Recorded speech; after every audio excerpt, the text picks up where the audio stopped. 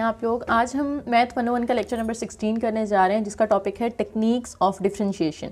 यानी हमने लेक्चर 15 में डेरिवेटिव्स पढ़े थे ना, थोड़े से उनका इंट्रो किया था हमने, और बाय डेफिनेशन किस तरह से इनको सॉल्व करते हैं वो भी हमने देख लिया था।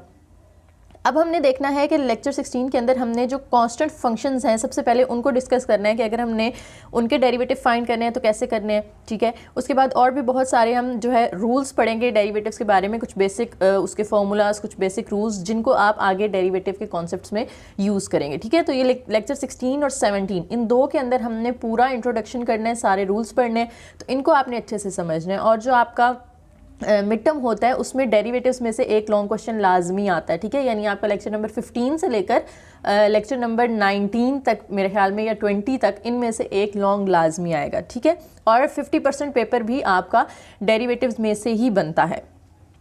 तो स्टार्ट करते हैं डेरिवेटिव्स ऑफ कांस्टेंट फंक्शन। आपको पता है कांस्टेंट फंक्शन कौन से होते हैं? ऐसे फंक्शंस जिसमें हम x की कोई भी वैल्यू पुट कर लें उसका आंसर चेंज नहीं होता। जैसे आपके सामने एक फंक्शन लिखा हुआ है f(x) = c। अब c क्या है? एक कांस्टेंट नंबर है। जैसे इसकी एग्जांपल मैं आपको देती हूँ कि आपके पास एक फंक्शन है f(x) = 2।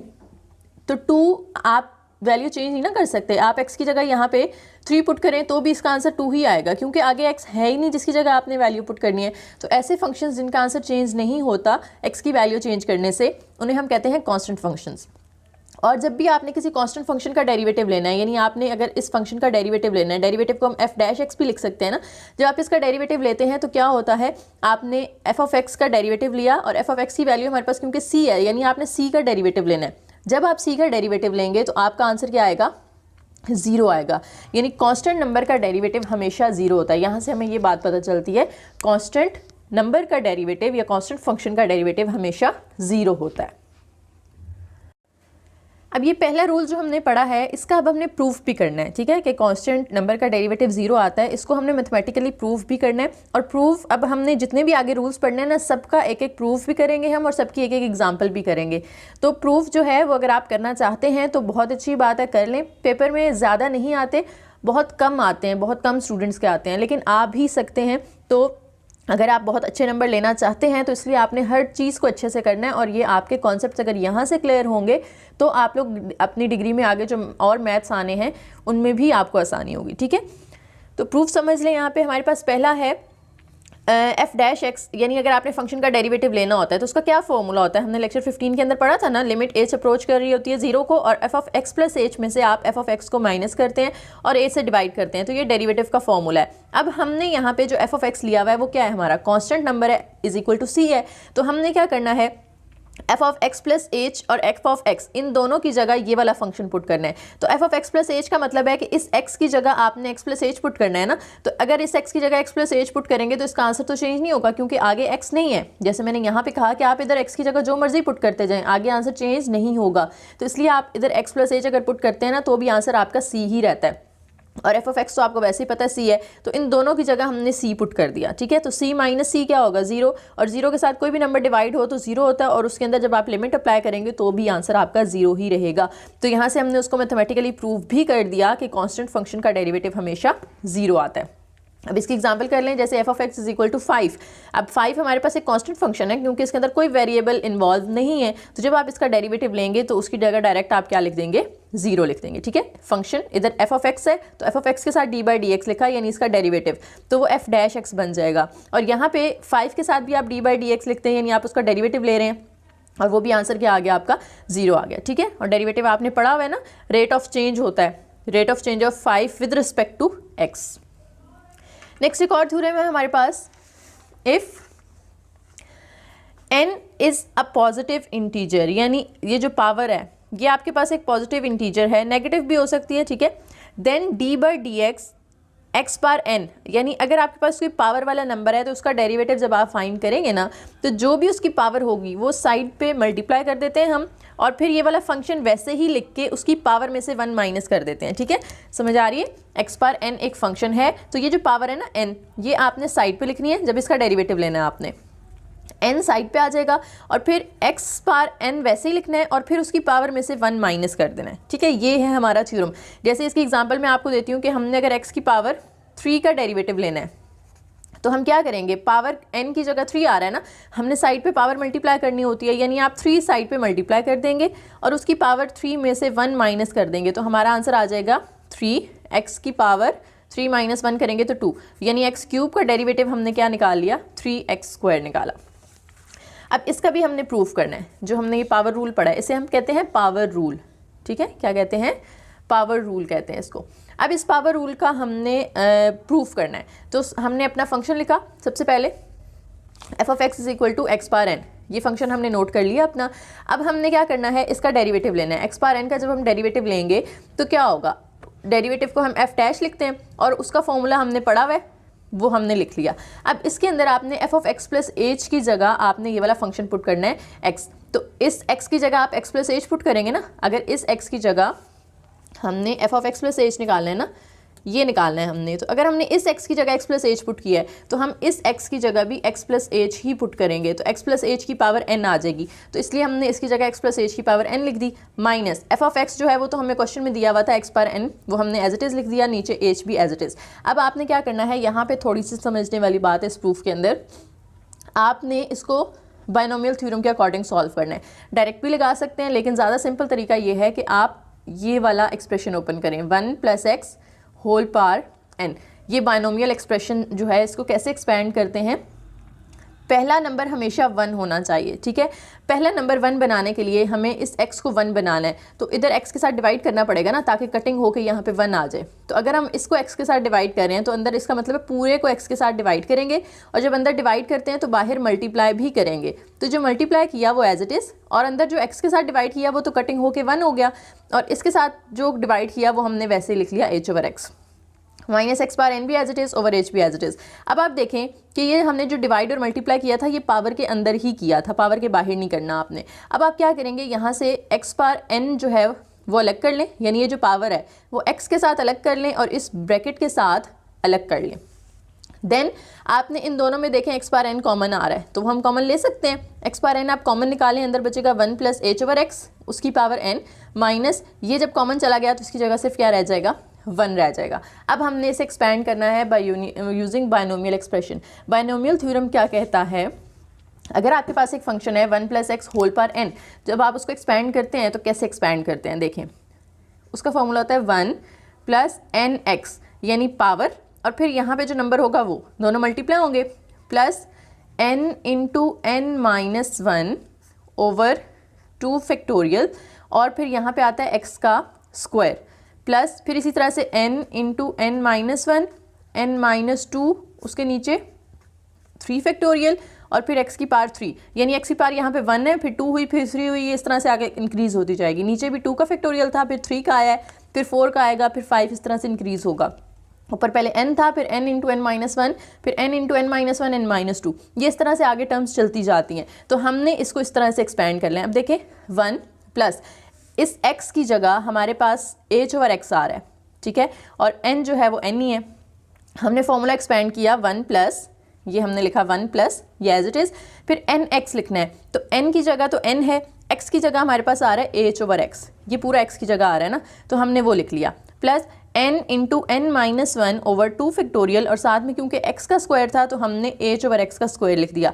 अब आगे प्लस लगा के मैंने डॉट डॉट लगा दिए कि आगे फिर ये टर्म्स चलती जा रही हैं, आप सिर्फ पहली 3 लिख लें बहुत हैं, और ये जो -1 था ये हमने एंड पे लिख दिया। अब आप यहाँ पे देख सकते हैं कि ये +1 और -1 ये कट हो जाएंगे, तो पीछे हमारे पास ये दरमियान वाली 2 टर्म्स बची वो लिखी, और डॉट डॉट आगे और भी बहुत सारी टर्म्स हैं हमारे पास अभी, और जो नीचे h था वो एज इट इज़।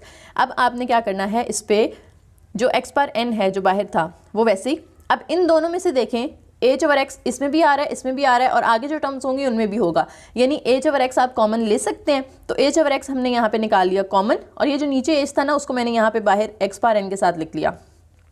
जब h/x आप कॉमन निकालेंगे तो यहाँ पे तो सिर्फ n बचेगा ना, प्लस यहाँ पे बचेगा n × n - 1 ओवर 2 फैक्टोरियल, इसका स्क्वायर था तो अब पावर 1 रह जाएगी क्योंकि आपने एक कॉमन ले लिया है। अब आगे इस तरह से और जो टर्म्स थी उनमें से भी आपने एक एक कॉमन निकाल लिया। अब आप इस पर कर देंगे लिमिट अप्लाई। लिमिट जब अप्लाई करें, पहले तो देखें h और h कट हो रहे हैं, ये हमने काट दिए, अब ये बेसिस सेम है और डिवाइड हो रही हैं, तो इसकी पावर कुछ भी नहीं है यहाँ पे, तो इसका मतलब है 1 है, वो ऊपर जाएगा तो n में से माइनस होगा, यानी बेसिस सेम हो तो पावर्स माइनस कर दी जाती है ना, तो x पावर n माइनस 1 आ जाएगा। अंदर देखें n तो एज इट इज़ प्लस यहाँ पे जब आपने लिमिट अप्लाई की h अप्रोचेस टू 0, यहाँ पे जब 0 पुट करेंगे तो 0 वर समथिंग 0 एंड 0 जब पूरी टर्म से मल्टीप्लाई होगा तो सारी को 0 कर देगा। इसी तरह से आगे वाली भी हर टर्म के अंदर अभी h मौजूद है ना, यानी वो सारी टर्म 0 हो जाएंगी क्योंकि हम लिमिट जो है वो h अप्रोचेस टू 0 पुट कर रहे हैं। तो आगे वाली सारी टर्म 0 होकर ख़त्म हो गई, सिर्फ हमारे पास बचा n और x पावर n माइनस 1। तो ये हमने आंसर निकाल लिया किसके डेरिवेटिव का, x पावर n के डेरिवेटिव का। ठीक है, x पावर n का डेरिवेटिव आपने लिया, वो ये आ गया, और हमने पीछे यही लिखा था इसके अंदर थ्योरम के अंदर। ठीक है, तो ये उसका प्रूफ था। अगर आप लोग करना चाहते हैं तो कर लें, वैसे पेपर में बहुत कम चांसेस होते हैं इसके आने के, लेकिन समझ लें तो ज़रा अच्छी बात है। अब इससे रिलेटेड एग्जांपल करते हैं, पावर रूल से रिलेटेड थ्योरम में पहले हमने d/dx निकालना है x पावर 5 का। ठीक है, x पावर 5 का डेरिवेटिव हमें कहा जा रहा है फाइंड करें। तो ये देखें x की पावर n की फॉर्म में आ रहा है ना, तो हम क्या करेंगे, यहाँ से ये जो पावर है उसको हम ले आते हैं साइड पे और इसकी पावर में से 1 माइनस कर दें, यानी 5 में से 1 माइनस कर दें तो वो बचेगा x पावर 4, और ये जो बाहर है वो 5 है, वो एज इट इज़। तो ये सिंपल सा रूल है, पावर रूल। आपने पावर बस साइड पे मल्टीप्लाई करनी है और उसकी पावर में से 1 माइनस करना है। नेक्स्ट हमारे पास एक और आता है, यहाँ पे एग्जाम्पल है एक और, d/dx निकालना है आपने x का।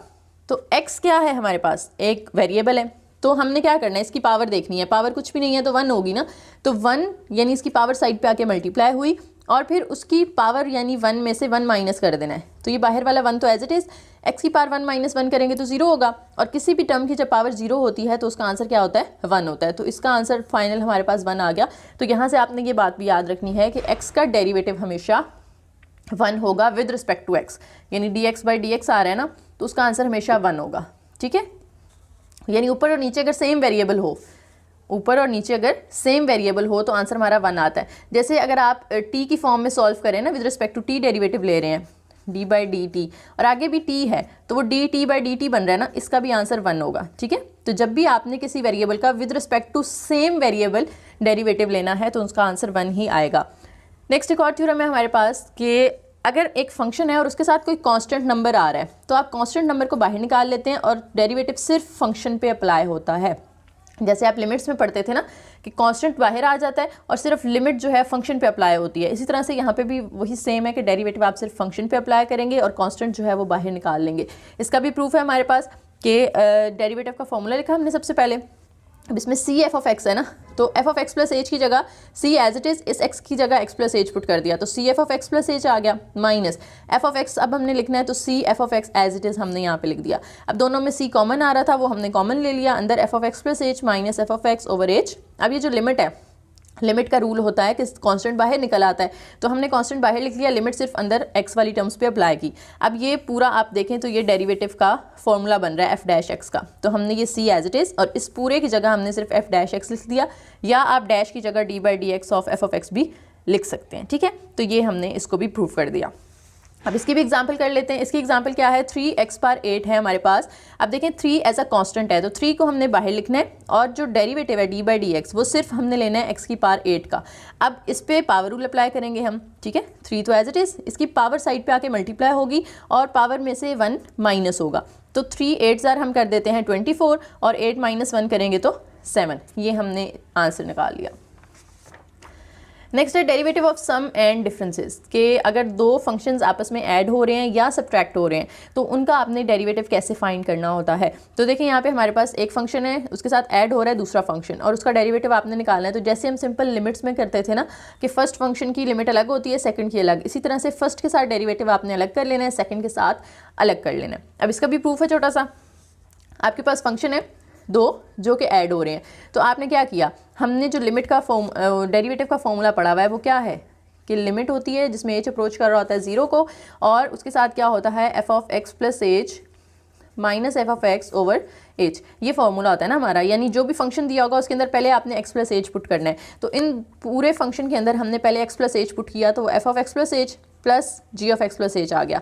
अब माइनस ये वाला माइनस, फिर हमने एफ ऑफ एक्स लिखना है, यानी फंक्शन एज इट इज़, तो ये पूरा एज इट इज़ उठा के आपने यहाँ पे लिख दिया। अब जब आप ये माइनस ओपन करेंगे तो अंदर का साइन जो है वो चेंज हो जाएगा, एफ ऑफ एक्स भी माइनस हो जाएगा, जी ऑफ एक्स भी माइनस हो जाएगा। अब आपने यहाँ पे क्या काम करना है कि ये जो F of x plus H है और ये एफ ऑफ एक्स है, इन दोनों को एक ब्रैकेट में कर लें, प्लस लगा के जी ऑफ एक्स प्लस एच और जी ऑफ एक्स को एक ब्रैकेट में कर लें, ठीक है। अब लिमिट जो है वो आपने क्या करनी है, दोनों पे अलग अलग अप्लाई कर लेनी है, लेकिन उससे पहले ये जो नीचे एच डिवाइड हो रहा है ये आप दोनों के नीचे अलग अलग कर लें। एफ वाले फंक्शंस के नीचे अलग कर लें, जी वाले फंक्शंस के नीचे आपने एच अलग कर लिया। अब लिमिट भी दोनों पे ये जो बाहर अप्लाई हो रही थी वो हमने दोनों के साथ अलग कर ली, इसके साथ अलग, इसके साथ अलग। अब ये देखें सेम डेरिवेटिव का फॉर्मूला बन रहा है ना, जो भी मैंने यहाँ पे लिखा है ये वाला, सेम वही फॉर्मूला बन रहा है हमारे पास यहाँ पे। तो हम लिख सकते हैं कि ये हमारे पास आ गया derivative of F of x और प्लस ये प्लस एज इट इज़, और ये हमारे पास जो आंसर आ गया है ये है derivative of g of x, क्योंकि सेम नोटेशन है डेरिवेटिव वाली, सिर्फ एफ की जगह जी आ रहा है, तो ये जी ऑफ एक्स का डेरिवेटिव होगा, ठीक है। तो हमने प्रूफ कर दिया कि दो फंक्शंस अगर ऐड हो रहे हों और उन पे बाहर डेरिवेटिव अप्लाई करें तो दोनों का डेरिवेटिव अलग अलग हो जाता है। नेक्स्ट है एग्जाम्पल हमारे पास अब इसी से रिलेटेड कि आपके पास एक फंक्शन है x बार 4 प्लस x बार 3, आपने इसका डेरिवेटिव निकालना है। तो डेरिवेटिव निकालने के लिए हमने अभी पढ़ा अगर दो फंक्शंस ऐड हो रहे हो तो फर्स्ट का अलग हो जाता है प्लस सेकंड का अलग हो जाता है। अब इस पे पावर रूल अप्लाई होगा ना, देख रहे हैं आप यहाँ पे पावर आ रही है, तो पावर आप साइड पे ले आएंगे और इसकी पावर 4 में से 1 माइनस कर देंगे, इसकी भी पावर 3 साइड पे आ जाएगी और पावर में 3 में से 1 माइनस कर देंगे, तो 4 एज इट इज़ x बार 3, 3 एज इट इज़ x बार 2, ठीक है। अब जनरल फॉर्म क्या होगी कि अगर दो से ज़्यादा फंक्शंस हैं, हमने तो अभी सिर्फ दो वाला पढ़ा है ना, एफ ऑफ एक्स और जी ऑफ एक्स, अगर दो से ज़्यादा हैं जैसे एक f1 है, f2 है, f3, f4, f5, fn तक जा रहा है, तो भी यही रूल होता है कि आपने उनका डेरिवेटिव f1 के साथ अलग, f2 के साथ अलग, f3 के साथ अलग, अप टू fn के साथ अलग कर लेना है। जितने भी होंगे सबके साथ अलग अलग अप्लाई होगा। नेक्स्ट आ जाता है डेरिवेटिव ऑफ अ प्रोडक्ट। अच्छा ये जो हमने प्लस वाला किया है ना ऊपर, माइनस वाला भी सेम ऐसे ही होगा, ये जो पीछे हमने किया ये वाला, ठीक है। माइनस वाला भी सेम होगा कि आपका दरमियान अगर यहाँ पे माइनस आ रहा है फंक्शंस के दरमियान तो यहाँ पे भी माइनस होगा और दोनों का डेरिवेटिव अलग अलग हो जाता है। प्रूफ भी इसी तरीके से हो सकता है, करना चाहें तो आप कर सकते हैं। प्रोडक्ट, अब ये आ जाता है, इसे हम प्रोडक्ट रूल भी पढ़ते हैं, प्रोडक्ट रूल ये भी पढ़ सकते हैं आप इसे। तो प्रोडक्ट रूल के अंदर क्या होता है कि दो फंक्शंस जब यहाँ पे देखें, डॉट का मतलब है कि दोनों मल्टीप्लाई हो रहे हैं। जब दो फंक्शंस मल्टीप्लाई हो रहे होते हैं और उन पे आप डेरिवेटिव अप्लाई करते हैं तो उसका ये तरीक़ाकार होता है, फर्स्ट फंक्शन आपने एज इट इज़ लिखना है और डेरिवेटिव लेना है सेकंड फंक्शन का, यानी f एज इट इज़ और डेरिवेटिव g का आ जाएगा, plus g as it is और डेरिवेटिव f का, ठीक है। इसको मज़ीद सिंपल अगर मैं करके दिखाऊँ ना आपको, d by d x a b का निकाल रहे हैं आप, दो फंक्शन हैं, ठीक है। f की जगह मैंने a लिख दिया और g की जगह b लिख दिया, तो a as it is b का derivative plus b as it is a का डेरिवेटिव, ठीक है। बहुत आसान सा है, पहला फंक्शन एज इट इज़ दूसरे का डेरिवेटिव प्लस दूसरा एज इट इज़ पहले का डेरिवेटिव। अब इसका भी प्रूफ है। प्रूफ क्या है हमारे पास कि हमने F of x dot G of x लिखा इज इक्वल टू लिमिट का फॉर्मूला हमने वो लगाया जो हम डेरिवेटिव के लिए लगाते हैं लिमिट। पहले हम F of x plus H लिखते हैं ना, यानी इन दोनों की जगह हमने एक्स प्लस एच लिख दिया, माइनस लगा के फिर हम एफ ऑफ एक्स लिखते हैं, तो इन दोनों को हमने एज इट इज़ उठा के यहाँ पे लिख दिया ओवर एच। अब आपने एक यहाँ पे चीज़ करनी है, आपने खुद से ये वाली term f of x plus h into g of x add भी करनी है और सब्ट्रैक्ट भी करनी है। अब जब आप इसको ऐड करेंगे और सब्ट्रैक्ट करेंगे तो ये चार टर्म्स बन जाएंगी ना, दो तो आपके पास पहले से हैं और इसको भी आपने दो दफ़ा लिख लिया, एक दफ़ा माइनस के साथ एक दफ़ा प्लस के साथ। पहले आपने ये लिखा, फिर इस टर्म को सब्ट्रैक्ट किया, फिर ऐड किया और फिर ये जो एंड पे ये टर्म थी वो हमने एज इट इज़ उतार ली। अब क्या करना है आपने, इन दोनों को इकट्ठा कर लेना है। इन दोनों में से देखें F of x plus H common आ रहा है, तो हम F of x plus H common ले लेते हैं। अंदर क्या बचेगा, G of x plus H minus ji of x plus, इन दोनों में से देखें तो जी ऑफ एक्स कॉमन आ रहा है, इसमें भी जी ऑफ एक्स है और इसमें भी जी ऑफ एक्स है, तो आपने जी ऑफ एक्स कॉमन लिया, अंदर क्या बचेगा F of x plus H minus F of x, और ये जो नीचे एच था वो मैंने दोनों टर्म्स के साथ अलग अलग कर लिया। और अब क्या करना है, आपने लिमिट सबके साथ अलग अलग कर देनी है। F of x plus H के साथ लिमिट अलग होगी, डॉट ये जो आपके पास ये वाला फंक्शन है इसके साथ एच लिख लें, ठीक है। एच दोनों के नीचे लिखना नहीं है आपने, ये मल्टीप्लाई हो रहे हैं ना, जब प्लस हो रहे होते हैं ना तो हमने दोनों के साथ लिखना होता है नीचे, लेकिन जब मल्टीप्लाई में हम देखते हैं तो आपने किसी एक के नीचे लिखना होता है, तो वो हम इसके नीचे लिख रहे हैं, इसके नीचे नहीं लिख रहे, क्योंकि ये फॉर्मूला हमारे पास पूरा बन रहा है। तो ये limit g of x plus H minus ji of x over h plus ये वाला प्लस, अब लिमिट आपने इसके साथ जी ऑफ एक्स के साथ अलग कर दी और लिमिट इस F of x plus H minus F of x over H के साथ अलग कर दी, ठीक है। चारों के साथ हमने लिमिट अलग अलग कर दी। अब आप देखें यहाँ पे जब आप इसकी जगह एच अप्रोचेस टू 0 पुट करते हैं तो ये तो 0 हो जाएगा, तो सिर्फ हमारे पास क्या बचेगा एफ ऑफ एक्स। और ये जो पूरा फॉर्मूला है ये किसका फॉर्मूला है, ये डेरिवेटिव ऑफ जी का फॉर्मूला है, ठीक है। उसके बाद प्लस ये जो फंक्शन है इसमें h approaches to zero, h तो आप पुट नहीं कर सकती क्योंकि इसके अंदर तो एच है ही नहीं, तो ये तो सिर्फ जी ऑफ एक्स आ जाएगा ना हमारे पास। और ये जो है ये किसका फॉर्मूला बन रहा है, एफ डैश एक्स का, या D by d x of F of x, यानी एफ ऑफ एक्स के डेरिवेटिव का फॉर्मूला बन रहा है। तो हमारे पास नोटेशन इस तरह की आ जाएगी, एफ ऑफ एक्स फिर जी ऑफ एक्स का derivative plus ji of x और एफ ऑफ एक्स का डेरिवेटिव। तो ये हमने प्रूव कर दिया प्रोडक्ट रूल। और इसको हम मज़ीद सिंपल इस तरह से भी लिख सकते हैं कि एफ डॉट जी दो मल्टीप्लाई हो रहे हैं, उसका आपने डेरिवेटिव लेना है, तो एफ सिंपल वैसे ही डॉट जी का डेरिवेटिव प्लस जी वैसे ही और एफ का डेरिवेटिव। एमसीक्यूज में ना ज़्यादातर ये वाली फॉर्म पूछी जाती है आपसे, ठीक है, ये कम ही आती है, तो ये ज़्यादा एमसीक्यूज में पूछी जा सकती है आपसे। अब हम करते हैं इसकी एग्जांपल। 4x² और 3x, दो देखें आपके पास फंक्शंस मल्टीप्लाई हो रहे हैं, आपने इनका डेरिवेटिव लेना है, तो हम इस पर प्रोडक्ट रूल अप्लाई करेंगे, a as it is b का डेरिवेटिव प्लस अब ये b वाला function as it is a का डेरिवेटिव ले लेना आपने। अब 4x² तो एज इट इज़, इसका जब आप डेरिवेटिव लेंगे 3 कांस्टेंट है बाहर आ जाएगा, डेरिवेटिव सिर्फ x का लेंगे हम, और x का डेरिवेटिव हमने पढ़ा था 1 आता है, dx/dx हो तो वो 1 आता है, plus 3x as it is, यहाँ पे 4 तो बाहर आ जाएगा ना कांस्टेंट के तौर पे, अंदर अब आपने x² पे पावर रूल लगाना है, पावर रूल में 2 उसकी पावर है, साइड पे आके मल्टीप्लाई होगी और 2 में से 1 माइनस होगा, तो ये हमारे पास बनेगा 4x², 3 1 ज़ार 3 plus 3x as it is, अब 4 2 ज़ार 8 और x की पावर 2 - 1 करेंगे तो 1 आ गई। अब इनको आपने दोनों को आपस में मल्टीप्लाई कर देना है, तो 12x², इनको आपस में मल्टीप्लाई करें 24x², जब इन दोनों को आप ऐड करेंगे तो हमारे पास 36x² आ जाएगा। उसके बाद हमारे पास आ जाता है डेरिवेटिव ऑफ कोशेंट। अभी हमने प्रोडक्ट रूल पढ़ा कि अगर दो फंक्शंस मल्टीप्लाई हो रहे हैं तो उनका किस तरह से आपने डेरिवेटिव लेना है। अब कोशेंट रूल के अंदर ये होगा कि अगर दो फंक्शंस डिवाइड हो रहे हैं देन आप उसका डेरिवेटिव कैसे फाइंड करते हैं। तो देखें आपके सामने लिखा हुआ है कि दो फंक्शंस डिवाइड हो रहे हैं, f of x divided by g of x, और जब आपने उसका डेरिवेटिव लेना होता है तो उसका ये तरीक़ाकार होता है कि आपने जो डिनोमिनेटर में फंक्शन है यानी ओवर के नीचे उसका स्क्वायर लेना होता है ओवर के नीचे, और ओवर के ऊपर क्या करना है आपने जो नीचे वाला फंक्शन है वो पहले लिखना है, ठीक है, ऊपर वाला नहीं लिखना, पहले नीचे वाला लिखना है और ऊपर वाले का डेरिवेटिव लेना है, यानी डिनोमिनेटर एज इट इज़ और न्यूमिनेटर का डेरिवेटिव, फिर माइनस लगा के ये जो न्यूमिनेटर है वो एज इट इज़ और डिनोमिनेटर का डेरिवेटिव लेना है, ठीक है। मज़ीद इसको सिंप्लीफाई अगर हम करके लिखना चाहते हैं ना, जैसे हमने प्रोडक्ट रूल को लिखा था यहाँ पे इस तरीके से f और g की फॉर्म में, तो अगर हम इसको लिखना चाहते हैं तो इसको भी लिख सकते हैं। और MCQ में दोबारा मैं आपको बता देती हूँ कि इसी तरह से पूछा जाता है आपसे यूजली कि f ओवर g का अगर आपने डेरिवेटिव लेना है, डैश का मतलब क्या होता है, डेरिवेटिव होता है, तो g एज इट इज़ यानी जो नीचे वाला फंक्शन होता है पहले वो एज इट इज़ और फिर f का derivative minus f as it is और g का डेरिवेटिव और ओवर के नीचे g का स्क्वायर आ जाएगा, ठीक है। ये हो गया हमारा क्वेश्चन रूल। अब हम इसका एक एग्जाम्पल कर लेते हैं। देखें जी, एग्जाम्पल है हमारे पास, दो फंक्शंस डिवाइड हो रहे हैं 3x और 5x²। तो अब देखें डिनोमिनेटर में जो है वो आपने पहले एज इट इज़ लिखना है, ठीक है, g एज इट इज़ और ऊपर वाले का डेरिवेटिव लेना है 3x का डेरिवेटिव माइनस फिर 3x एज इट इज़ और 5x² का डेरिवेटिव ले लिया और नीचे जो 5x² था उसका स्क्वायर भी ले लेना आपने ओवर के नीचे।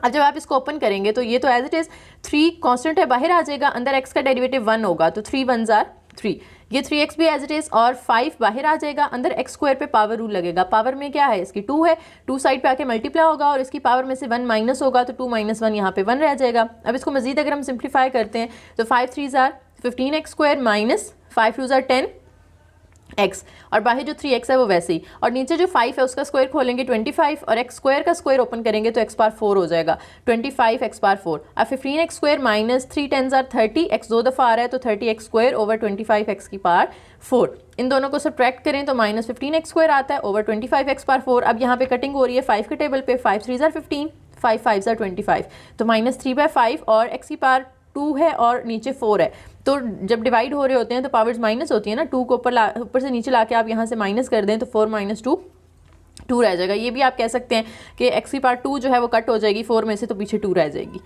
उसके बाद नेक्स्ट हमारे पास आ जाता है जी डेरिवेटिव ऑफ रेसिप्रोकल।